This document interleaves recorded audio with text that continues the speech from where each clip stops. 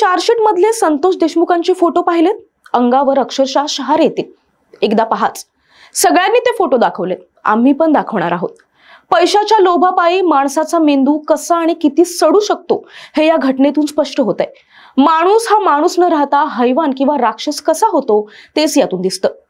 सरपंच संतोष देशमुखांना झालेली अमानुष मारहाण, मारेकऱ्यांनी त्यांच्यावर केलेली लघवी, हे सगळं होत असताना काढलेले फोटो आणि व्हिडिओ, अजूनही फरार असलेल्या कृष्णा आंधळेनं ते मोकारपंथी या खंडणीखोरांच्या ग्रुपवर पाठवलेले व्हिडिओ आणि फोटो, हे सगळं आपण कोणत्या युगात राहतो असाच प्रश्न उभा करतं.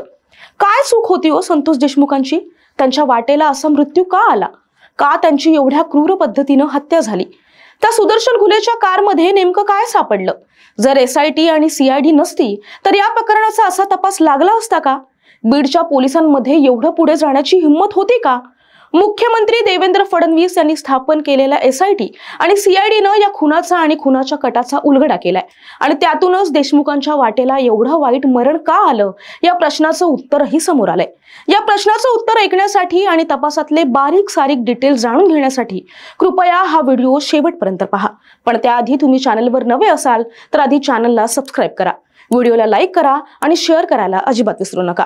नमस्कार, मी शुभांगी. कॅमेरा मागे आहे मनोज मांडवकर आणि तुम्ही पाहत आहात घेऊन टाक.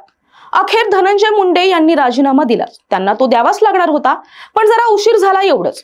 उशीर का झाला हे धनंजय मुंडे आणि अजित पवार यांनाच माहिती. असो, आपल्याला राजकारणात पडायचं नाहीये, त्यासाठी आम्ही वेगळे व्हिडिओ करत आहोत आणि या आधी सुद्धा केले आहेत. महत्वाचा प्रश्न असा आहे की संतोष देशमुखांची हत्या तर झाली, पण ती एवढ्या क्रूरतेने का झाली? यातले जे गुन्हेगार आहेत ते काही याआधी कुणाचा अनुभव असलेले सराईत गुन्हेगार नाहीयेत.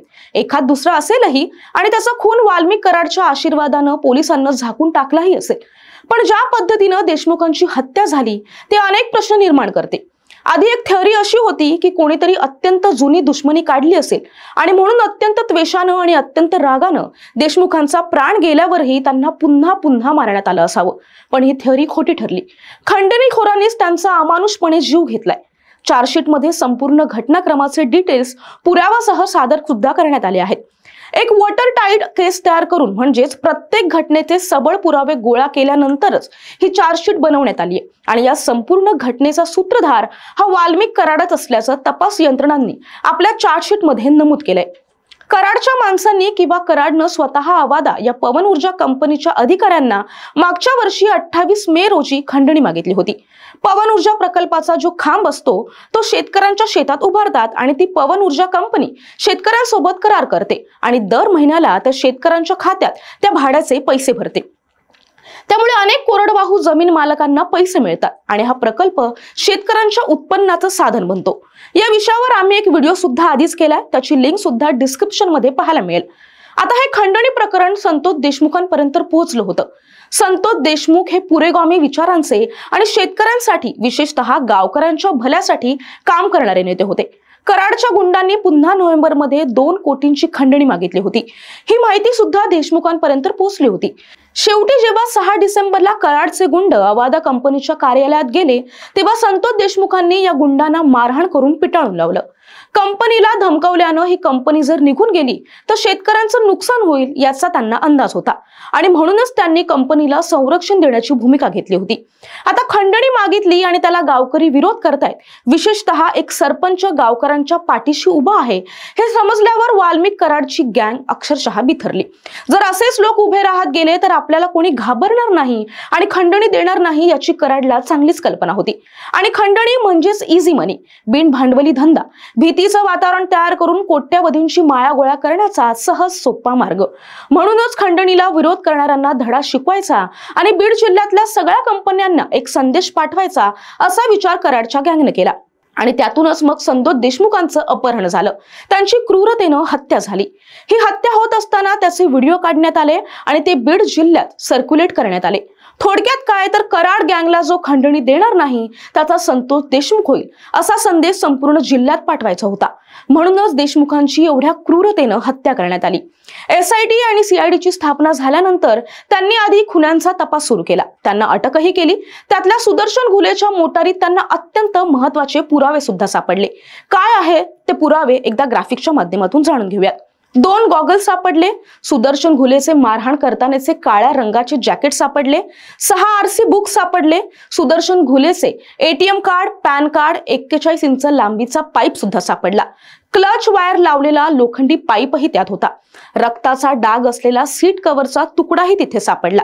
या प्रकरणात सीआयडीनं 1400 पानांचं आरोपपत्र कोर्टात दाखल केलंय. या आरोपपत्रात वाल्मिक कराड हा सरपंच देशमुख यांच्या हत्येचा मुख्य सूत्रधार असल्याचं सीआयडीने म्हटलंय. तपासात आरोपी सुदर्शन घुलेच्या ब्लॅक कलरच्या SUVनं संतोष देशमुख हत्येचं कौर्य सांगितलंय. कृष्णा आंधळेचा एक व्हॉट्सअप ग्रुप होता, मोकारपंथी असं त्या ग्रुपचं नाव होतं. या ग्रुपमध्ये 5 ते 6 जणांनी संतोष देशमुख यांना कशी मारहाण होते हे लाईव्ह पाहिलं होतं. फॉरेन्सिक कडून हा व्हिडिओ सीआयडीला मिळाल्यानंतर त्याचे छोटे छोटे 10 ते 12 व्हिडिओ तयार झाले होते आणि त्यातूनच या व्हिडिओमधील व्यक्ती आणि सीआयडीनं या प्रकरणात ताब्यात घेतलेली व्यक्ती यांची फॉरेन्सिक तपासणी झाली. या व्हिडिओतले काही फोटो आरोपपत्रात जोडण्यात आले आहेत. सुदर्शन घुले हा कशा प्रकारे संतोष देशमुखला मारहाण करतोय हे सुद्धा त्यात दिसतंय. आता सर्वात महत्त्वाचा प्रश्न असा आहे की आतापर्यंत ठोस पुरावे नाहीत म्हणून आरोपींना शिक्षा होत नव्हती, पण आता महत्त्वाचे आणि मोठे पुरावे हाती लागल्यानंतर ज्यांनी हे कृत्य केलं आहे त्यांना शिक्षा होईल यात शंका नाही.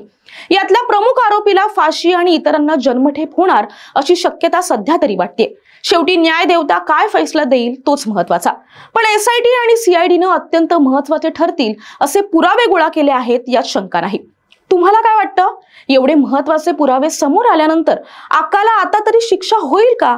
धनंजय मुंडे यांच्या फक्त राजीनाम्याने खरंच हे प्रश्न सुटतील का? बीड जिल्ह्यात दहशत माजवणाऱ्या वाल्मिक कराड सारख्या तीनपाट गुंडावर आता तरी नियंत्रण मिळवता येईल का?